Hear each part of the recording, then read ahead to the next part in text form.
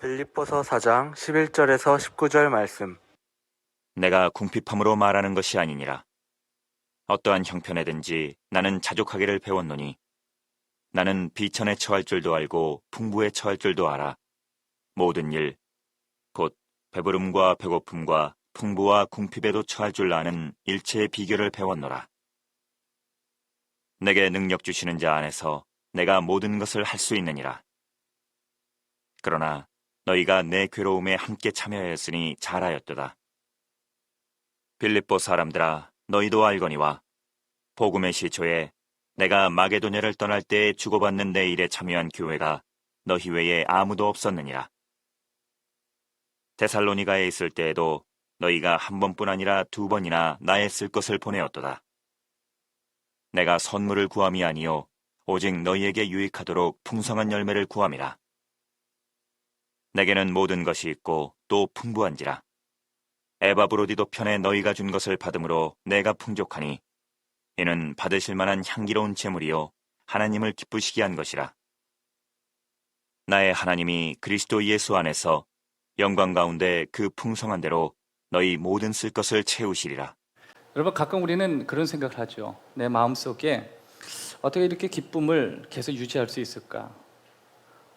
결론부터 얘기한다면 기쁨을 담는 그 그릇이 중요하다라고 하는 것입니다.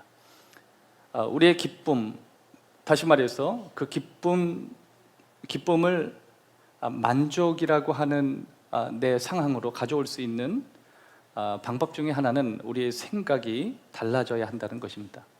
만족은 생각 안에서 이루어지는 거예요. 그래서 내가 만족하다, 그것은 내 생각 안에서 만족해지는 것입니다. 그래서 우리는 생각이 굉장히 중요하죠. 생각에서 모든 게 다 나오는 거예요. 행동은 두 번째예요. 내가 만족한 행동을 한다고 우리의 생각이 바뀌는 게 아니라 사실은 우리의 생각으로부터 우리의 행동이 나오는 거죠. 그 생각은 뭐예요? 내가 보고 내가 듣는 것. 그러니까 평상시에 우리가 뭘 보고 무엇을 듣느냐, 이게 굉장히 중요한 거죠. 그래서 우리는 좋은 걸 봐야 되고요, 좋은 걸 들어야 돼요. 가장 좋은 게 뭐예요? 하나님의 소리를 듣는 것이고 또 하나님 주신 은혜들을 계속 보면서 살아가는 것입니다. 사도 바울은 만족하라, 만족하라, 이렇게 우리에게 설명하고 있습니다. 제가 본문에 보면 사도 바울의 형편이 좋지 않죠. 그런데 나름대로 하나님이 자신에게 주는 만족이 있다라고 고백하는 거예요. 그런 거 보면 우리의 만족은 참 굉장히 좁은 틀 안에서 이루어져요. 대체로 여러분 언제 만족을 하시죠? 우리가 보통 그 만족을 표현할 때 그것을 이루는 근원 가운데 이제 돈이라는 걸 이야기하죠. 근데 실질적으로 우리의 만족을 주는 돈을 깊이 들여다보면 그 돈이 줄 수 있는 만족이 별로 없습니다. 예를 들어서 돈은 벌 때 기쁘죠. 그리고 그 버는 것을 쇼핑하면서 기뻐요. 그런데 좀 시간이 지나고 나면 그 쇼핑도 별로 재미가 없어져요. 쇼핑도 나름대로 필요할 때 우리에게 기쁨을 주는 것이지, 그게 과한 쇼핑이 될 때 우리 삶을 파괴할 때가 있다라고 하는 것입니다. 오히려 돈이 더 많거나 내가 가지고 있는 소유가 많아지면 오히려 반대로 그걸 지켜야 된다는 압박감 때문에 오늘 굉장히 스트레스를 줄 때가 많이 있다라고 하는 것입니다. 그러고 보면 우리들은 세상에 주는 만족도 제대로 못 느끼면서 우리는 뭔가 불만족스러운 마음을 가지고 만족을 향해서 계속 가는 것 같습니다. 그래서 사도 바울은 그러한 우리들을 향해서 뭐라고 권면하냐면, 내게 능력 주신 자 안에서 내가 모든 걸 할 수 있다. 만족은 그분 안에 머무를 때 만족이 가능하다. 만족은 내가 무슨 소유하는 것도 아니고 내가 그분 안에, 내게 능력 주시는 자 안에 내가 머무를 때 우리에게 만족이라는 걸 경험할 수 있다라고 하는 것입니다. 그렇다고 아무거나 만족해서는 안 되죠. 만족해야 되는 것을 만족해야 돼요. 오늘 세상 사람들이 살아가면서 아무 데서나 만족을 경험하다 보니까 우리에게 문제가 일어나는 거예요. 특별히 사도 바울은 진리 안에서 만족을 했고 하나님의 영광을 맛보는데 만족을 했어요. 예수님 만나기 이전에는 다양한 욕구에서 만족을 찾았어요. 그런데 허무하다는 거죠. 그런데 예수님을 만나고 나서는 자신이 가지고 있었던 원초적인 불만이 채워졌다라고 그는 고백하고 있습니다. 여러분, 사람이 욕심이 많은 이유는요, 진짜 멋진 것을 못 봐서 그래요. 진짜 위대한 것을 보면 사람은 만족이라는 걸 얻게 됩니다. 여러분, 뭔가 부족하고 허기를 느낄 때 무언가를 먹으려는 의식이 강해지지만 이미 배부른 사람은 충분히 만족하기 때문에 더한 욕심이 일어나지 않는 원리와 같습니다. 가끔 어떤 분들을 이렇게 바라보면 인생이라고 하는 그 길지 않은 인생을 살면서 좀 방황한다 이렇게 느껴질 때가 있어요. 왜 그러냐면 돈이 없는 것도 아니고 그렇다고 못 배운 것도 아니고 그렇다고 인간관계가 좋지 않은 건 아닌데 뭐가 부족한 듯이 끊임없이 허무하다고 이야기하는 거예요. 돈을 벌어도 허무하대요. 건강해도 허무하대요. 그렇다고 높은 지위를 줘도 허무하대요. 그러니까 역시 우리 인간은요, 뭘 이렇게 갖다 채워놔도 하나님이 주시는 그 무엇으로 채우지 않으면 늘 허기를 느끼는 거예요. 오죽하면 히딩크가 그런 말을 했겠어요. 난 아직 배가 고프다.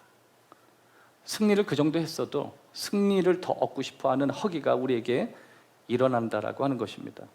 혹시 여기 오신 분들 중에 내가 신앙생활 하는데 지금 나이가 이 정도 먹고 나니까 제일 먼저 이게 허무하지 이런 마음 드셨으면 오늘 말씀 잘 들으시고 사도 바울이 어떻게 해서 만족했는가를 우리가 배우는 시간이 되기를 주의 이름으로 축원합니다.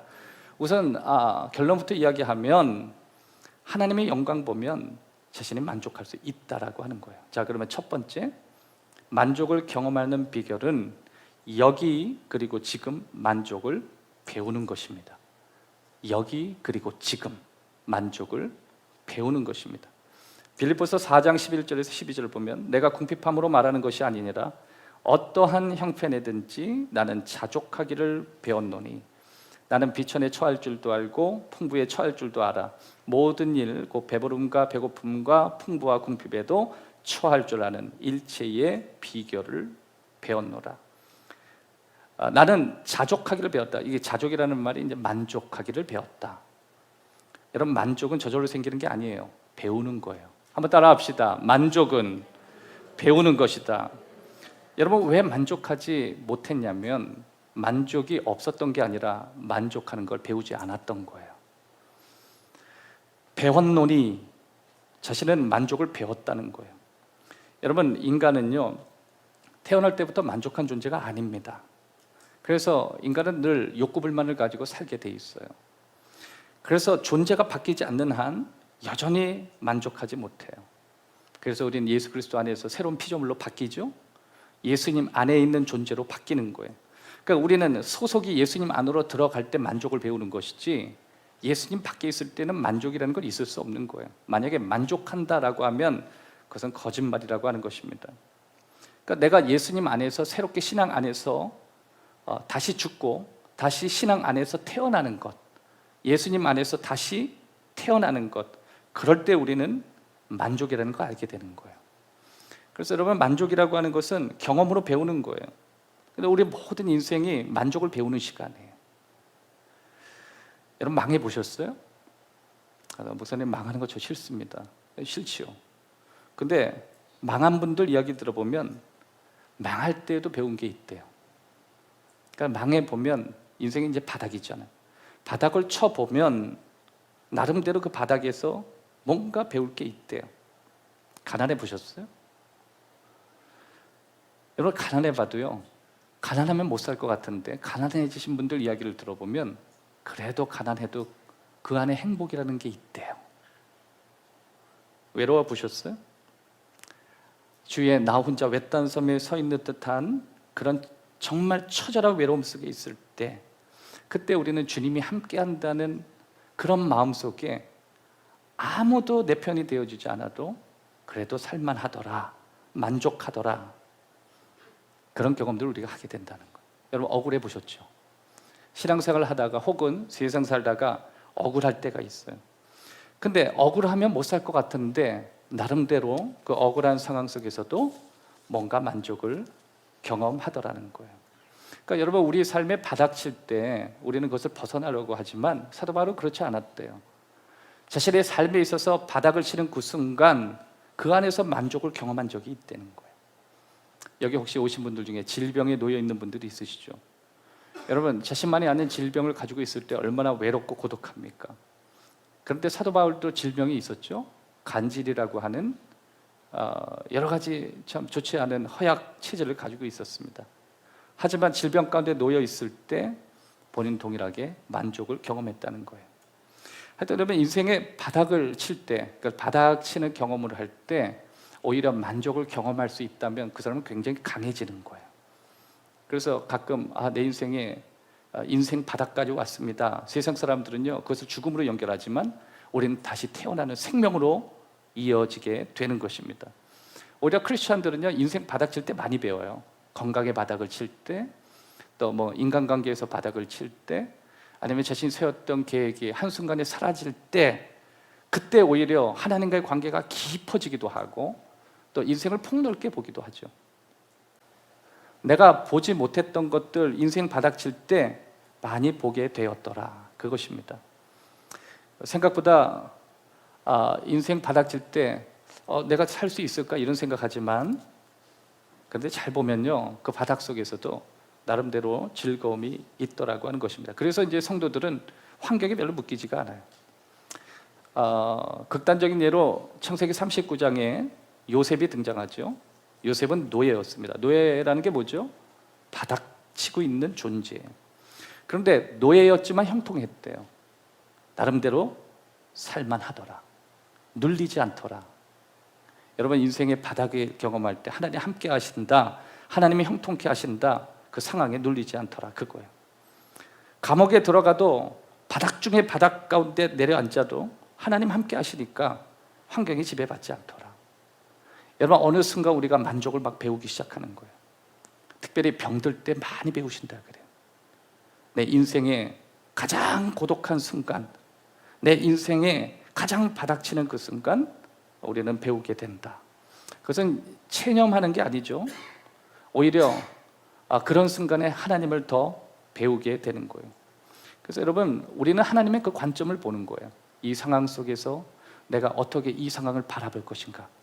그러니까 그렇게 배우게 되면 우리 안에 만족을 경험하게 된다는 것입니다. 바울은 우선순위가 분명했죠.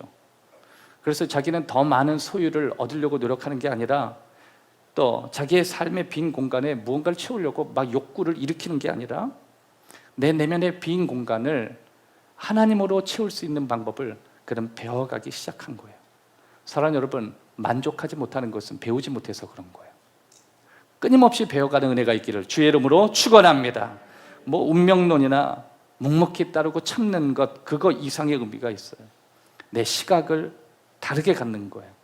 그리고 내가 지금에 있는 이 순간 하나님 주시는 은혜가 무엇인지 배워가는 것, 거기에서 우리는 만족을 경험하게 되는 것입니다. 진정한 만족을 누리려면 우리가 몇 가지를 꼭 기억해야 되는데, 모든 것이 하나님께 속해 있다는 것을 기억해야 돼요. 그리고 우리가 갖고 있는 것은 이 모든 것이 하나님의 선물이라는 사실을 우리는 기억해야 합니다. 내가 지금 가지고 있는 것을 감사하는 것, 바로 지금. 다른 사람이 가진 것을 탐내지 않고 내게 주신 것을 현명하게 사용할 수 있는 지혜를 하나님 앞에 구하는 거예요. 내가 무언가를 갖지 못한 것이 욕망으로 이어지지 않도록 하나님께 능력을 구하는 거예요. 나의 필요를 채우시는 하나님, 그 하나님을 신뢰하면서 나가는 거예요. 그걸 다 배우는 거예요. 여러분, 그런 것을 배우지 못할 때 우리는 거기에 사로잡히게 되고 우리는 힘들어지는 것입니다. 그래서 자신은 그럴 때 그런 것을 극복할 수 있는 비결을 배웠다, 그렇게 고백하고 있는 것입니다. 오늘 본문 11절 12절을 보면 비천함이라고 하는 단어가 나오죠. 12절에 비천함. 이 비천함이라는 뜻은 무슨 뜻이냐면 가진 것이 거의 없다, 그 뜻이. 가진 것이 거의 없다. 이 비천함이랑 같은 뉘앙스로 사용된 것이 예수님이 낮아지셨다, 이거 똑같이 사용됐어요. 그러면 이 비천함이라는 게 뭐라고요? 가진 거 아예 없다, 극빈한 상태다, 궁핍한 상태다. 여러분, 그런 거 보면 예수님은 극빈자 중에 극빈자시죠. 정말 가난한 바닥을 치셨어요. 그럼에도 불구하고 예수님은 영광 가운데 계셨어요. 사도 바울이 그 얘기를 하는 거예요. 나는 가진 게 거의 없어 본 적이 있대요. 그럼에도 불구하고 내 마음 가운데 기쁨이 있었다. 만족이 있었다. 또 그 다음에 풍부, 내가 풍부에 처해 본 적도 있다. 여기서 풍부는요, 자신이 가지고 있는 게 흘러넘치는 정도예요. 여러분, 저와 여러분들의 지금 오늘 살아가는 삶이 좀 풍요롭기를 주의 이름으로 축원합니다. 이게 흘러넘치는 거예요. 이 말의 뉘앙스는 이런 뉘앙스를 가지고 있습니다. 바울이 예수님 믿기 이전에 상당히 부유했다는 거예요. 인간관계도 좋았고 또 자신이 가지고 있는 삶의 만족도도 굉장히 높았다. 그리고 나름대로 영향력 있는 매 순간을 살았다. 그러나 그는 그걸로 만족하지 않았다는 거예요. 여러분, 그래서 인생을 참 폭넓게 살아볼 필요가 있어요. 지나치게 가난만 경험하는 것도 좋지 않고 지나치게 또 하이 레벨로 살아가는 것도 썩 좋지 않은 것 같아요. 또 부자가 됐으면 또 어려운 상황도 경험해보고 또 어려워지면 또 때가 되면 하나님 또 은혜를 주시거든요. 그러니까 여러분, 가난을 물려주는 건 좋은 건 아닌 것 같아요. 가난을 물려줘서 또 극복하는 과정을 또 밟게 하고 또 이렇게 사도 바울처럼 내가 비천해졌지만 또 풍부도 경험해봤다. 근데 이 두 가지가 우리에게 만족을 주지 않더라는 거 아니에요? 여러분, 우리 신앙은 가난이 목표가 아니에요. 그리고 부자가 되는 것도 목표가 아니에요. 아무리 가난해도 만족이 없고 아무리 부자가 돼도 만족이 없어요. 우리의 만족이 언제 있어요? 그분 안에 머무를 때 가능합니다. 이거 배워야 돼요. 따라합시다. 배워야 한다. 내가 지금 직면하고 있는 어떤 상황에서 나는 만족하고 있는지, 사도 바울은 풍부하든지 궁핍하든지 간에 만족하는 것을 배웠습니다. 그리스도의 능력 안에 힘을 얻는 것. 만일 내가 언제나 더 많은 것을 원하고 있다면 우리 하나님 앞에 기도해야 돼요. 하나님, 내 안에 그 욕망을 제거해 주시고 어떤 상황이든지 만족하는 법을 가르쳐 주십시오. 그리고 하나님이 채워주실 줄 신뢰할 수 있는 마음을 내게 주십시오. 우리는 이렇게 기도하며 나아가야 돼요. 그런데 가끔 우리는 조건절을 달죠. 우리의 만족을 떨어지게 만드는 조건절들이 있어요. 그러니까 몇 가지 예를 제가 들어드리면, 내가 돈을 조금 더 번다면 나는 기뻐할 것이다. 근데 지금 기뻐해야 되는데 내가 돈을 좀 더 번다. 이 좀 더. 여러분한테 물어볼게요. 여러분 도대체 어느 정도 버셔야 만족하실 거예요? 1조? 말도 안 되니까 아직 반응도 안 하시는 거예요. 네? 조금 더 번다면 좀 더. 내가 스페셜한 사람을 찾아 결혼한다면 나 행복할 것이다. 야, 나는 저 사람하고 결혼했어야 되는데. 여러분, 그 사람하고 결혼해봐야 별 볼 일 없어요. 내가 아이를 갖거나 그래서 몇 명만 더 낳는다면 나 기뻐할 것 같다. 가질 때가 가장 행복한 거예요. 어떤 부분은 얘기하더라고요. 낳고 나면 저거 다시 능력만 주시면 다시 안으로 들어놓고 싶다. 그런 분들이 얼마나 많아요? 자식 몇 명 낳는다고 기뻐할 것도 아니고, 내가 그렇게 바라던 승진이나 학위를 취득하면 나 기뻐할 거다. 여러분, 학위 많이 취득해 보셨습니까? 승진해 보셨어요? 기뻐하던가요? 그렇지 않아요. 오늘 그 기쁨은 바로 지금 우리가 소유하게 되는 것입니다. 어떤 사람은 집을 장만한다면 나는 기뻐할 거라고 얘기해요. 또 더 나은 주변 환경으로 내가 이사하면 더 기뻐할 거다. 여러분, 이것들이 다 오래가지 못하는 기쁨이에요.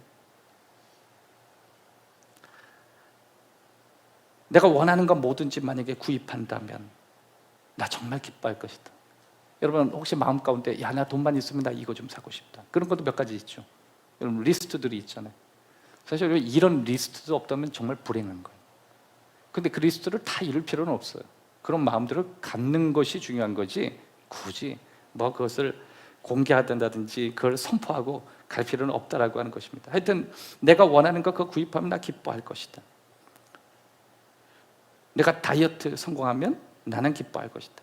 이것도 여러분, 기쁨 잠깐 간다는 거 아시죠? 요요가 돌아오면 고통스럽습니다. 이게 빠질 때는 기쁘다가 밀려 들어올 때는 막 이쪽 저쪽 살로 막 밀고 들어오거든. 빠질 때는 막 거울아 세상에서 누가 제일 이쁘니 그렇다. 나중에 요요가 막 노래를 부르면서 찾아올 때는요, 그때는 거울을 보지도 않아요. 거울을 깨버리고 싶은 거예요.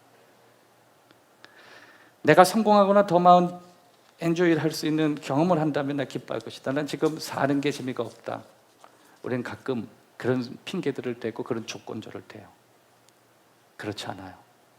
만족은 바로 지금 여기에서 이루어지는 거예요. 지금 여기에서 하나님께 만족하다고 우린 고백해야 돼. 그걸 배우는 거예요. 내가 만족할 때까지 기다리는 게 아니에요. 내가 왜 지금 만족할 수밖에 없는가를 하나씩 배워가는 거예요.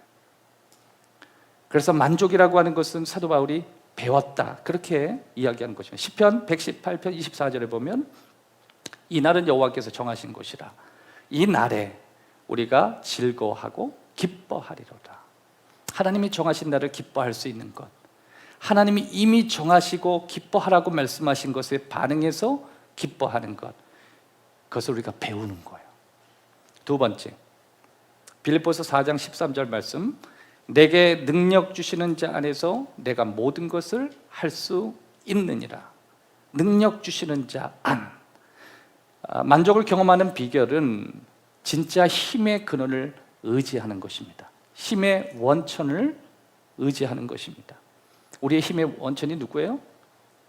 예수 그리스도. 사도 바울은 자신에게 능력 주시는 자가 계시대요. 자신의 힘으로 산다, 자신의 의지로 산다, 자신의 능력으로 산다, 그는 그렇게 얘기하지 않아요. NLT 번역에는 뭐라고 나오냐면 같은 번역을 다르게 표현했습니다. 내게 힘 주시는 그리스도를 통해서 나는 모든 걸 할 수 있다. 여기는 in Jesus Christ가 아니라 through Jesus Christ예요. 예수를 통해서, 예수님을 통과해서, 예수님을 지나는 것을 통해서. CEV 버전에서는 그리스도는 내게 어떤 것을 직면할 수 있는 힘을 주십니다, 이렇게 또 번역도 했어요. 그러니까 여러분, 예수님은 다 공통돼요.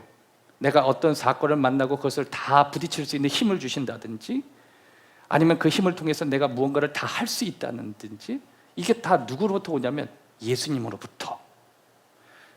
왜냐하면 사도 바울은 예수님 믿고 제일 먼저 깨달았던 게 뭐냐면 자기 힘으로 신앙생활 할 수 없다는 거예요. 내 힘과 내 능력 가지고는 신앙생활을 전혀 할 수 없다라고 그는 선포하고 그걸 알고 있었어요. 그래서 일반 모든 그리스도인과 같이 사도 바울도 자기도 예수님을 의지해야 된다는 것을 고백하는 거예요. 왜냐하면 우리에게 있을 수 있는 모든 상황들이 벌어지니까. 내가 생각하는 모든 있을 수 있는 가정 속에 우리는 우리의 힘으로 그걸 이길 수가 없기 때문에 우리는 그분의 힘이 필요한 것을 사도 바울은 고백하고 있는 것입니다. 가끔 여러분, 우리는 부요하든 궁핍하든 사도 바울이 과연 내가 이 복음 전하는 일을 내 약함 때문에 끝까지 이어갈 수 있을까? 가끔 우리는 그런 생각을 해요. 그래서 저도, 여러분도 아마 그런 생각을 할 거예요. 하나님이 내게 맡겨주시는 건 좋겠는데 내 능력 가지고 내가 끝까지 감당할 수 있을까? 그럴 때 한번 여러분 생각해 보셨습니까? 목사가 뭐길래, 집사가 뭐길래, 권사가 뭐길래, 장로가 뭐길래 그것을 우리가 감당한다고 하겠는가요? 우리 힘으로 감당하는 게 아니에요. 그분의 힘으로 감당하는 거예요. 그분의 능력으로 감당하는 거예요. 어떤 사람은 자식을 자기가 키운다 그래요. 여러분, 그 인생을 길게 보지 못하는 사람이 하는 얘기예요. 잘 보면 인생을 정말 깊이 있게 보셨던 분들이 하시는 이야기야. 자식도 자기 뜻대로 안 되더라는 거 아니에요. 근데 어떻게 내 힘대로 키워? 사업을 내 힘대로 한다고요? 그러기엔 우리 힘이 약해요. 그래서 사도 바울은 익히 인간이 가지고 있는 힘으로 할 수 있는 게 별로 없다. 근데 예수님 만나고 나니까 왜 내가 예수님으로부터 오는 이 신앙적 힘을 왜 사용하지 않았는가요? 여러분, 코로나가 딱 터졌을 때 미국의 대통령이 제일 먼저 했던 게 뭔지 아세요? Let's pray to God이에요. 우리 기도합시다, 하나님께. 인생의 가장 어려운 순간에 저와 여러분이 할 수 있는 건 하나님께 기도하는 것밖에 없어요. 내 삶에 가장 심각한 문제에 부딪힐 때 우리는 무릎을 꿇고 하나님을 찾을 수밖에 없어요. 그게 뭐야? 우리의 힘의 근원이 하나님이시라는 거예요.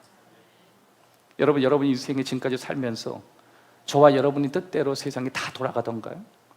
저와 여러분이 가지고 있는 힘 가지고 세상을 쥐었다 폈다 할 수 있었던가요? 못해요. 하지만 사도 바울은 그러한 여러 가지 변하는 상황이라 할지라도 그 상황에 대처할 수 있는 힘이 하나님으로부터 오더라. 그래서 그 하나님께 집중하고 그 힘의 근원을 붙들었더니 그 다음에 우리에게 만족이 오더라, 그거예요. 여러분, 왜 우리가 만족하지 못하느냐면 하나님이 주시는 힘을 붙들지 않아서 만족을 못하는 거예요. 우리가 가지고 있는 힘 가지고 싸우려고 하니까 만족이 안 되는 거예요.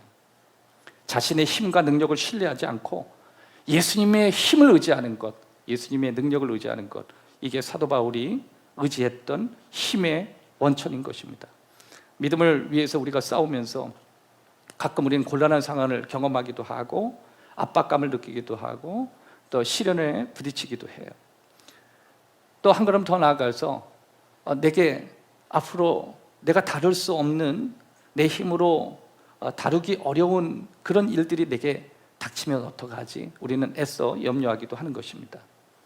하지만 여러분 잘 생각해 보면 하나님께서 우리에게 그러한 모든 일을 감당할 수 있는 힘을 주시겠다고 오늘 본문에 사도 바울을 통해서 우리에게 약속하고 계시는 것입니다. 내게 능력 주시는 자 안에서 내가 모든 것을 할 수 있다. 이거는요, 내가 할 수 있는 거 다 한다는 뜻 아니에요. 여기의 구절은 하나님이 우리에게 원하시는 모든 것, 우리가 못할 게 없다, 그 말이에요. 그러기 위해서 우리는 원초적으로 하나님이 내게 무엇을 원하는가를 찾아야 돼요. 인생의 목적을 찾아야 돼요. 여러분, 하나님께서 저와 여러분에게 맡겨주신 일을 환경 때문에 못할 리가 없어요. 왜냐하면 환경이 힘보다 하나님이 더 크신 힘을 가지고 있기 때문에 그렇습니다. 가끔 우리가 그런 생각을 해요. 하나님이 내가 가지고 있는 것보다 너무 나에게 더 큰 기대를 하시는 것 아닌가? 이런 생각을 가끔 우리들이 할 때 있어요.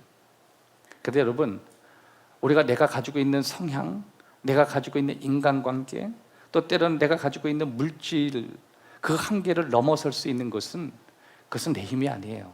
그건 하나님의 힘이에요.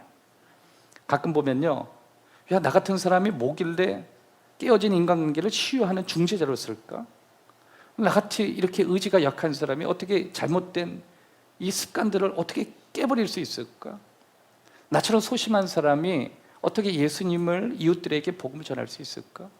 가끔, 야, 나처럼 이렇게 짜고 짠 사람이 내 삶의 10%를 하나님 앞에 기꺼이 드릴 수 있을까? 여러분, 이것은요, 내 힘이 아니에요.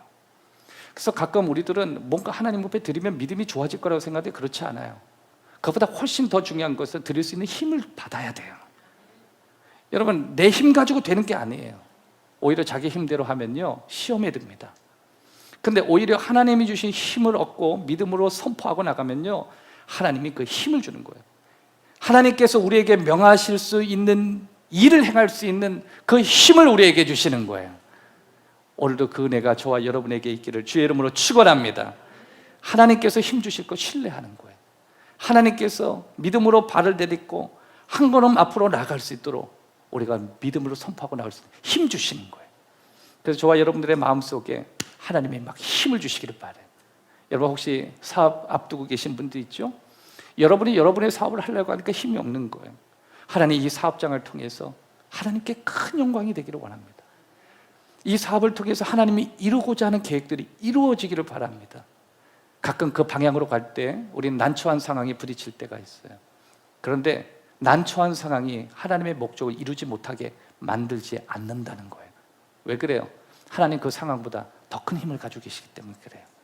자녀를 키울 때 자녀가 내 뜻처럼 이렇게 움직이지 않을 때, 단순히 내 자녀라 그러면 그건 감당할 수 없지만 오히려 하나님이 그 자녀를 키울 거라고 믿고 선포하고 나가면요, 하나님께서 귀히 키우십니다. 그러고 보면 하나님께서 우리 가정의 힘이 되시고 내 삶의 비전의 힘이 되시고 내가 살아오는 모든 경험의 힘이 되어주신다는 걸 확인만 하면 여러분, 만족하지 못할 사람이 아무도 없어요. 여러분의 가정이 만족한 은혜가 있기를 주의 이름으로 축원합니다. 사도 바울이 말하는 세 번째 만족을 경험하는 비결은요, 너그러운 사람이 되는 거예요. 너그러운 사람, 한번 따라합시다. 너그러운 사람이 되는 것이다. 빌립보서 4장 15절 이하의 말씀 보면, 빌립보 사람들아, 너희도 알거니와 복음의 시초에 내가 마게도냐를 떠날 때 주고받은 내 일에 참여한 교회가 너희 외에 아무도 없었느니라. 너희가 참여했다는 거죠. 16절, 데살로니가 있을 때 너희가 한 번뿐 아니라 두 번이나 나의 쓸 것을 보내었도다. 내가 선물을 구함이 아니요 오직 너희에게 유익하도록 풍성한 열매를 구합니다. 여기서 참여하였다, 이 참여의 원어적 의미는 재정 후원을 얘기하는 거예요. 내 물질로 도와줬다, 내가 선교할 수 있도록 너희가 재정을 후원해 줬다. 여러분, 빌립보 교인들은 섬세한 교회였습니다. 그리고 후한 교회였어요. 여기서 후하다라는 표현을 제가 왜 썼냐면, 후하다, 너그럽다는요, 한 번이 아니라 두 번, 이게 후한 거예요. 따라합시다. 한 번에서 한 걸음 더 나아가는 것. 네, 이게 빌립보 교회인들을 바라보는 사도 바울의 평가였어요. 사랑하는 여러분, 하나님이 우리의 삶 가운데 만족을 경험하기 위해서 1차적으로 저와 여러분이 꼭 하셔야 될 게 있어요. 여러분 스스로가 후한 사람이 되셔야 돼요. 만족하십시오. 여러분의 만족한 마음을 갖고 누군가에게 후한 자가 되고 누군가에게 너그러운 사람이 되는 것, 이게 여러분 스스로가 만족한 경험을 하는 방법인 것입니다. 사도 바울은 빌립보 교회에 있을 때 이 빌립보 교인들이 섬기는 모습을 보고 많은 위로를 받았죠. 또 거기서 한 걸음 더 나아가서 사도 바울이 데살로니가에 있는 동안에 또 돕겠다고 후한 참여를 또 했습니다. 그런데 고린도 교회에 있을 때도 또 그렇게 했거든요. 그런데 사도 바울이 고린도 교회를 섬기는 것에 대해서는 본인이 거부했어요. 왜 그러냐면 고린도 교회는 언제나 무언가를 참여하고 헌신하는 건 좋은데 언제나 사도 바울을 오해하게 되고 오해를 낳게 되기 때문에 사도 바울은 고린도 교회가 후원하는 것은 받지를 않았습니다. 빌립보인들은 이런 점을 잘 알고 있어서 그런지 사도 바울을 후원하는 데 있어서 굉장히 섬세하고 굉장히 너그럽고 그리고 굉장히 후하게 했던 것 같습니다. 여러분 자녀들에게 교육시킬 때 특별히 자녀가 삶에 만족하는 방식 가운데 하나는 자녀에게 뭘 갖다 부어주는 게 아니에요. 자녀가 너그러운 사람이 되게 만드는 거예요. 자녀가 후한 사람이 되도록 만드는 거예요. 그러면 누군가를 후하게 만들고 누군가에게 풍성한 사람이 되면 자신도 그 안에 만족을 경험하게 되는 것입니다. 특별히 여기서 참여한다, 이것은 자신이 가지고 있는 돈을 나누어 준다, 그런 의미하고 같습니다. 그런데 여러분, 사실 이 돈이라고 하는 것은 현대인의 삶 가운데 굉장히 위험한 거죠. 왜 그러냐면 자칫 이것을 오용하게 되면 나의 미래의 위험에, 나의 삶의 미래의 위험을 가져오게 되고 또 그것을 잘못 처리할 때 뭔가 우리의 삶에 굉장히 리스크를 가져오게 되는 거예요. 그래서 우리는 무언가 우리의 것을 나누게 될 때 그게 물질이든 그와 같은 영향력 있는 무언가를 나눌 때 우리는 하나님 앞에 섬세한 지혜를 구해야 되는 것입니다. 그런데 여러분, 우리가 하나님께 지혜를 구하지만 어느 순간에 빌립보 교인들처럼 어떤 계획이 하나님께 영광이 된다고 판단한다면 빌립보 교인처럼 주저하지 마십시오. 그리고 후하고 여러분 주변 사람에게 기쁘게 줄 수 있는 사람이 되기를 주의 이름으로 축원합니다. 빌립보 교인들은 그랬습니다.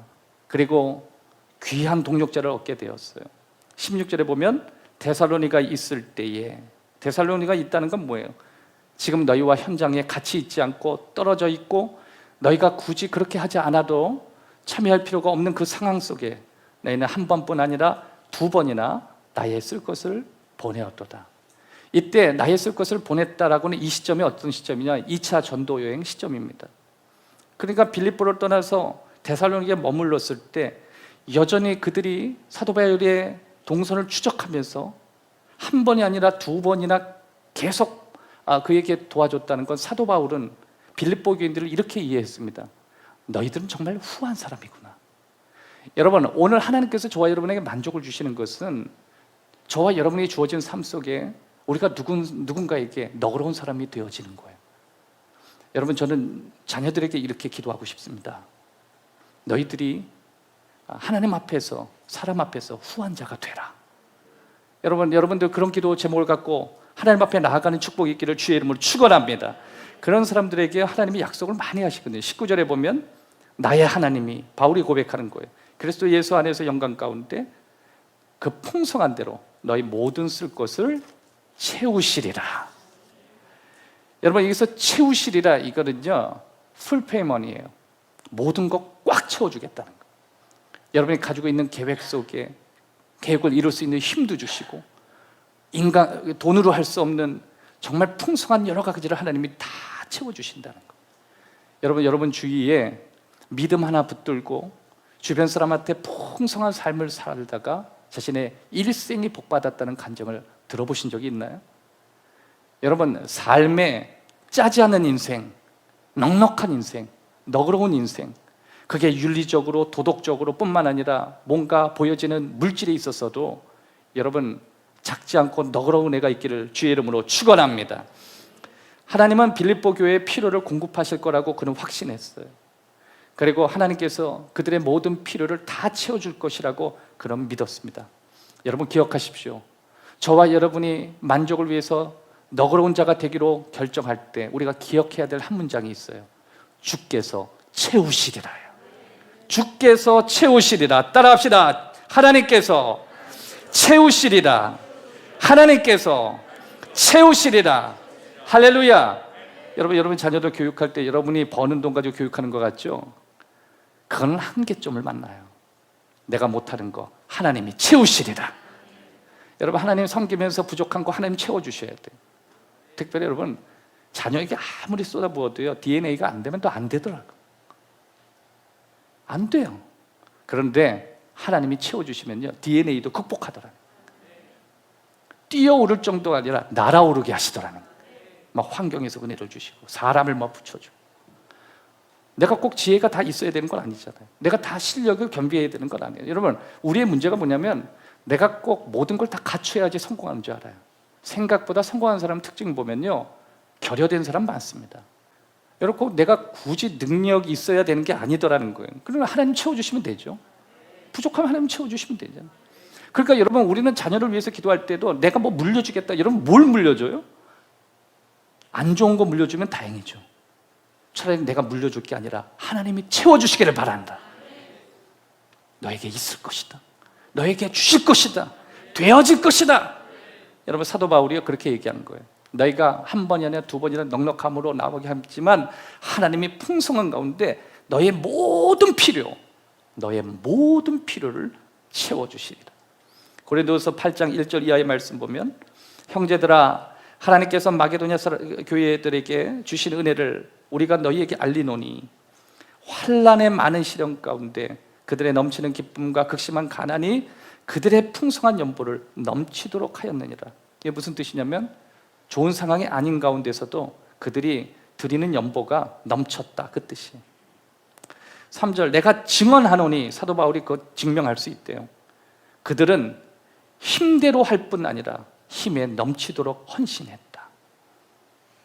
자신의 상황 좋다고 상황에 맞추지 않았다. 오히려 상황 위로 달렸다. 자신의 상황을 뛰어넘었다. 그러면 엑셀런트 되는 거 아니에요? 뛰어넘는 인생 되는 거 아니에요? 여러분 언제나 자신의 주변 상황과 내 처해 있는 상황에 맞추면요 그런 일반적인 노멀한 인생이 되는 거예요. 뛰어난 인생은요 거기에 뛰어오르는 거예요. 그런데 하나님께서 그런 인생들에게 풍성한 대로 갚아주시더라. 하나님 채우시리라. 여러분 오늘 집에 돌아가시기 전에 하나만 붙들고 돌아가셔도 돼요. 하나님이 채우실 것이다. 이거 붙들고 나 짠 인생 되지 않겠다. 내가 오늘 가서 우리 가족들에게 우리 주위 사람들에게 내 주변 사람들에게 너그러운 자가 되리라. 후한 자가 되리라. 여러분 자녀들을 위해서 머리에 손 얹고 기도할 때 하나님 후한 자가 되게 하소서. 넉넉한 자가 되게 하소서. 여러분 그런 은혜가 있기를 바라요. 어릴 때부터 그건 다 가르쳐야 되는 거예요. 가르칠 때 그들이 그렇게 되어진다라고 하는 것입니다. 자, 왜 그러냐면 첫 번째 하나님은요 너그러운 사람들에게 특별한 약속을 하시기 때문에 그렇습니다. 잠언서 11장 25절 말씀 보면 구제를 좋아하는 자는 풍족하여질 것이요 남을 윤택하게 하는 자는 자기도 윤택하여지리라. 남을 섬기고 남을 풍족하게 만들면 그게 자기에게 유익하다는 거예요. 그러니까 여러분 남에게 너그럽고 남에게 풍성하면 자기는 가난해질 것 같죠? 되돌아보십시오. 사람들이 그에게 중심으로 몰립니다. 그런데 남들에게 짜고 자기의 풍성한 사람은 자기 성의 가치거든요. 그래서 많은 사람들이 없으면 짜요. 그러니까 평생 그렇게 가난하게 살고 자기 중심적으로 움츠려서 살고 압박당하면서 사는 거예요. 오히려 없고 부족하고 누릴 때 빌보 교인들처럼 넘치도록 힘에 지나도록 그 압력을 뚫고 올라가야 돼요. 여러분 비행기를 타고 가다 보면요 이 기압을 만나요. 그 기압을 만날 때 굉음을 냅니다. 막 이 터번 돌아가는 소리가 막 내요. 우막 돌린다. 근데 절대로 힘을 빼지 않아요. 오히려 힘을 더 내서요 위쪽으로 올라가요. 위쪽으로 대기층이 딱 올라가면 그 다음에 힘의 압박을 받지 않는 그 순간이 오거든요. 그래서 그 순간까지 뭐 해야 되면 힘을 내야 돼요. 쭉쭉 올라가야 돼요. 그리고 여러분, 우리는 여러 가지 삶의 전방에서 눌리잖아요. 상황들이 계속 압박된다. 그럴 때 빌립보 교인들은 거기에 눌리지 않았다니까. 오히려 거기에서 힘이 지나도록 앞으로 나갔다는 거 아니에요. 그런데 잘 보니까 하나님이 그들을 붙들어 주더라는 거 아니에요. 뛰어난 존재들이 되었다. 그리고 누군가에게 증명받는 존재가 되었다. 그것입니다. 디모데전서 6장 17절 이하의 말씀 보면, 내가 이 세대에서 부한 자들을 명하여 마음을 높이지 말고 정함이 없는 재물에 소망 두지 말고 오직 우리에게 모든 걸 후히 주사 누리게 하시는 하나님께 두며 선을 행하고 선한 사업을 많이 하고 나누어 주기를 좋아하며 너그러운 자가 되게 하라. 이것이 장래에, 따라합시다, 장래에 좋은 터를 쌓아 참된 생명을 취하는 것이라. 이것이 너의 장래에 소망이 있다는 것, 이것이 너의 미래에 투자하는 길이라는 것. 여러분, 우리가 뭐 펀드를 하고 있는 것을 위해서 적금을 들고, 이것도 중요하지만 훨씬 중요한 게 여러분의 너그러움에 투자하십시오. 여러분의 후함을 투자하십시오. 여러분, 잘 키워놓고 자식 망치는 길이요, 애를 작게 만드는 거예요. 그래서 부모가 적게 먹어도 아이들한테는 풍성한 길 가르쳐야 되는 거예요. 적은 돈을 주면서 아이들과 나눠 먹으라가 아니라 좀 더 풍성한 걸 주면서 친구들과 나눠 먹거라. 그리고 너 주위에 없는 친구들, 약한 친구들 품어라. 여러분, 이것부터 가르치면요, 그 아이들이 무엇을 경험하는지 아세요? 만족을 경험해요. 생각보다 만족한 사람들의 삶의 모습 보면요, 주변 사람들과 나누는 것이 굉장히 너그러워. 그러니까 너그럽다, 다른 말로 직역하면 후하다, 같은 단어예요. 그러니까 사람이 후하다는 어디에 쓰이는 단어냐면 아량이 있다. 이거 도덕적으로 후하다는 거. 너그럽다는 건 뭐예요? 자신이 뭔가 물질적으로 너그럽다는 거. 그러니까 이 두 가지가 다 포함되는 거예요. 도덕적으로, 윤리적으로 다른 사람들을 관대하게 받아들이고 아량이 있고, 더불어 뭔가 드림에 있어서 자기 것을 남과 나눌 수 있는 넉넉함이 있다. 이게 뭐예요? 빌립보 교회는 뛰어났다는 거 아니에요? 한 번 아니라 두 번씩이나. 그런데 여기에서만 두 번인데, 사실 빌립보에 있을 때 사도 바울을 그들이 섬겼던 모습은요, 넉넉했어요. 그리고 여러분 가정 안에 뭐 이렇게 정리하고 깨끗하고 이것도 좋지만 기본적으로 넉넉한 은혜가 있기를 주의 이름으로 축원합니다. 막 풍족해야 돼. 인생 몇 번 산다고. 없을 땐 없더라도 하나님, 내가 풍족해서 우리 이웃과 나누고 그리고 풍족한 삶이 되기를 원합니다. 또 한 가지는 관대함이라고 하는, 너그러움이라고 하는 것은 우리와 다른 사람들을 변화시키기 때문에 그렇습니다. 여러분, 이 관대함을 다른 말로 뭔지 아세요? The great love예요. 위대한 사랑에 잡히는 마음이. 이 위대한 관대함에 잡힌 사람들은요, 우리 주위에 있는 사람들을 막 바꿔요. 여러분, 많은 사람들이요, 세상에 사랑이 없다고 막 붕괴하고 분노하고, 그리고 주위에 있는 사람들을 원망하고요, 세상 살맛 없다고 이야기해요. 그런데 여러분, 잘 생각해 보면 하나님이 우리 내면에 주신 것은요, 우리가 가지고 있는 것보다 훨씬 많은 걸 가지고 있어요. 어쩔 때 그 우리가 발견하지 못해서 우리 주위가 얘기해줘요. 당신은 그렇게 작은 사람이 아니라고, 당신은 그렇게 약한 자가 아니라고, 당신에게는 굉장히 강한 능력이 있다고. 여러분, 요번에 오늘 아침에 SNS를 제가 보는데, 여러분 아마 보셨을 거예요. 그 바다 깊은 심해를 탐사하시는 분이 8,500m를 탐사했어요. 8,500m. 여러분, 8,500m는 강판을 집어넣어도요, 완전 휴지가 돼버립니다. 근데 8,500m 그 심해에는 아무도 살 수 없다고 생각하는데 살더라는 거 아니에요? 미생물이 있더래요. 생물이 살더라는 거예요. 이렇게 조그만 생물이 그 8,500m의 압력을 견디더라는 거 아니에요? 여러분, 우리가 세상이 우리를 힘들고 어렵고 고통스럽게 만들지만 이 세상에서 견디는 사람들이 있다니까요. 그 사람이 누군지 아세요? 너그러운 사람들. 근데 그 너그러운 사람들이 어떻게 너그럽게 됐냐면 The Great Love, 위대한 사랑에 잡힌 거예요. 어떻게 그 사람의 내면에 그런 게 있었나? 여러분 아무도 몰라요. 여러분의 내면 속에 하나님이 뭘 넣어주시는지 아무도 몰라요. 여러분 자녀 안에, 여러분의 기업 안에, 여러분이 살아가는 삶의 내면 속에 하나님이 무엇을 넣어놓으시는지 아무도 몰라요. 심해의 그 큰 물고기도 들어가지 못하는 걸 이 작은 미생물이 살아남잖아요. 생각보다 여러분 작지 않아요. 생각보다 우린 약하지 않아요. 하나님이 정말 많은 걸 넣어주셨어요. 그래서 우리 안에 풍성한 사랑을 넣어주셨어요. 그래서 하나님은 우리가 그 풍성한 걸 표현하기를 원하세요.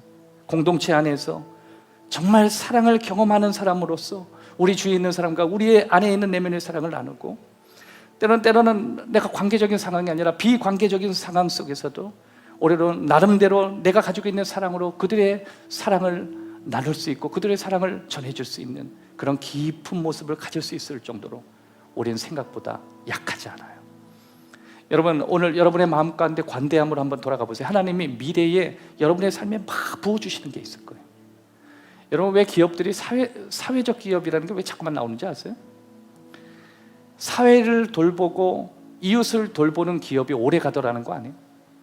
뭔가를 후원하고 뭔가를 위해서 헌신할 수 있는 기업이 정말 넓어지더라는 거 아니에요? 그냥 우리 기업 하나만 바라보는 기업의 경쟁력하고 주변에게 너그럽고 후한 기업은 차이가 나더라는 거 아니에요? 사랑하는 여러분, 우리 인생도 마찬가지.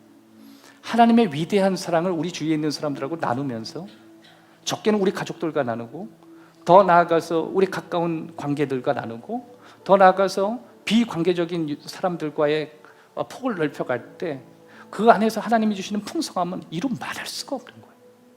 하나님이 그 관계를 통해서 놀라운 축복들을 주시는 것입니다. 여러분, 오늘 이 빌립보서 이것을 마치면서 어떻게 우리는 만족할 것인가, 우리 세 가지로 나눴습니다. 첫 번째는 배워야 된다는 거예요. 그래, 만족은 배우는 것이지 기다린다고 만족이 오는 게 아니었구나. 배울 때 만족이 오는 거구나. 하나님, 가난하면 가난한 속에 배우게 하시고, 때로는 질병 가운데 놓일 땐 질병 안에서 배우게 하시고, 때로는 관계가 깨질 때 그 아픔 속에서도 배우게 하시고, 처절한 외로움 속에서도 배우게 하시고, 또 흘러넘치는 풍성함 속에서도 아버지 사랑을 배우게 해 주시옵소서. 두 번째는 그 힘은 하나님께 오는구나. 노력이 아니구나. 하나님 도와주셔야 되는 거구나. 하나님이 그 힘을 주셔야 거기에 고갈이 없구나. 그래서 우린 얘기하는 거예요. 내 만족은 예수님 때문에 왔습니다. 내가 계속 만족할 수 있는 이유는 하나님이 주시는 그 능력으로 만족할 수 있습니다. 세 번째는 너그러운 사람이 되는 거예요. 빌립보서 마지막을 사도 바울이 정리하면서 이렇게 이야기합니다. 너희들은 정말 후한 사람이야. 그런 사람이라는 건 난 증명할 수 있을 정도로, 여러분, 사도 바울이 자기를 증명시키진 않았어요. 그런데 그 사람들은 정말 넉넉하고 후한 사람이라고 본인이 증명할 수 있다고. 왜냐하면 그 사람들에게 내가 받았으니까. 한 번뿐만 아니라 두 번째로 저들의 삶이라는 거예요. 저 사람이 살아가는 삶의 그림이라는 거예요. 사랑하는 여러분, 우리 검단 행복한 교회, 저는 우리 교회가 후한 교회가 되기를 바라요. 넉넉한 교회가 되기를 바라요. 여러분의 가정도 후한 가정이 되십시오. 여러분의 사업도 후한 사업이 되시기를 바랍니다. 여러분이 남겨진 인생도 넉넉한 인생으로 살 수 있도록 도와주십시오. 여러분, 우리의 힘은 어디에서 온다고요? 예수님이에요. 우리의 결단, 우리의 의지도 아니에요. 동시에 우리의 너그러움이 어디서 온다고요? 예수님으로부터 와요. 오늘 저와 여러분이 그렇구나, 이거 신앙생활 뭘 좀 갖는다고, 더 받는다고 이게 만족하는 게 아니라, 이게 한순간 한순간 바로 지금 여기에서 배워가는 거구나. 여러분, 오늘도 저와 여러분이 고백했으면 좋겠어요. 돌아가면서 은혜 받았다, 은혜 안 받았다 이걸 떠나서 주님 만족합니다. 충분히 만족합니다. 오늘 하루를 살려주시고 귀한 말씀을 듣게 하시고, 그리고 그 말씀을 위해서 살아갈 수 있는 힘을 주셔서 감사합니다. 그 은혜가 저와 여러분에게 있기를 주의 이름으로 축원합니다. 기도하겠습니다.